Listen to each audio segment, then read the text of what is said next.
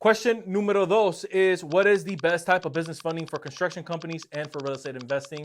Now, this is going to vary depending on the type of construction business you actually do. So, like, are you a general contractor? Do you do home rentals? Are you doing stucco? Are you doing roofing? So it's a bit more of a broad question. Same thing with real estate. Are you doing Airbnb? Are you doing arbitrage? Is it long-term holds? Is it fix and flips? I'll tell you from experience of working with our clients, if you are more of a startup, a lot of clients start out with maybe 0% business credit cards because you can use that to buy things like materials. You can use that to front maybe labor costs or maybe just costs of what it's going to actually take for you to get inside of a project and then start turning a profit. So that's if you're a startup. If maybe you've been in business for some time and you already have 2 or 3 deals that you've locked up or that you're looking to lock up, then at that point, you want to start transitioning into business lines of credit. Now you're probably wondering, what's the difference between a business line of credit and like a 0% business credit card? Aren't they one and one the same? They're different. Here's how they're different.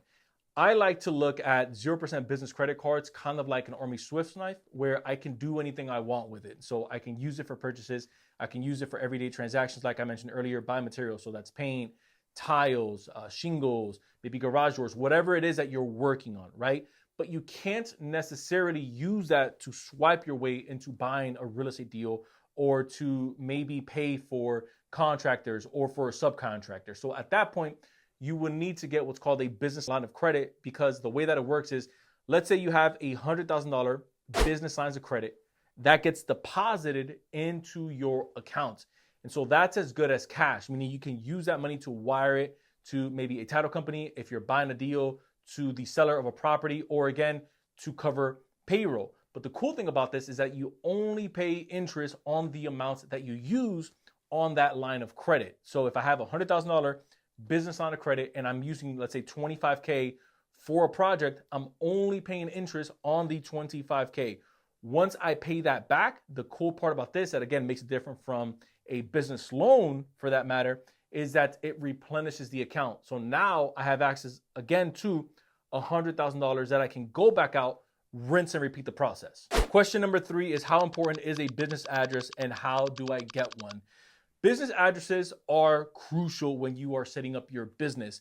Now, the reason for that is because, again, the banks use this as a data point where they want to verify the validity of how well structured a business is. Now, all business addresses aren't created equal. We've had different videos on this, but I'm gonna give you a quick rundown.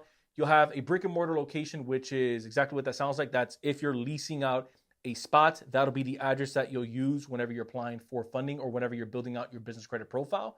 You'll have a virtual office address, which is an office address that you get from, let's say, companies like Opus or Regus. I'm going to give you the downside to using these here in just a second. And this is where you're able to essentially pay a company, whether it's $49 a month or $100 a month, and they then pretty much rent you out a office location or an office address that looks like an office building. So whenever a bank goes to do a reverse search on your property or on your business rather, they'll see that it's located on an actual storefront property. So it looks professional. And then lastly, you have a home-based business.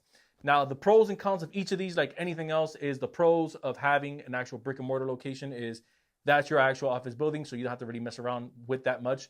The difference is that you have overhead, like anything else, right? The pros and cons of you having let's say a virtual office address is that the pros, it's relatively inexpensive. $50 to about $100 a month is typically what you see.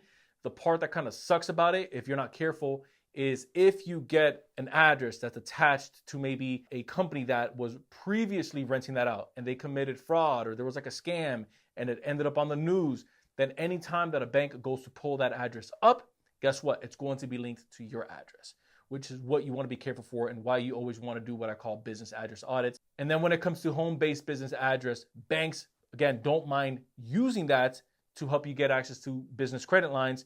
But the part that's kind of like a downside to it is that you do end up exposing your personal information if you use that home address on things like setting up your LLC or your corporate, because that is public information.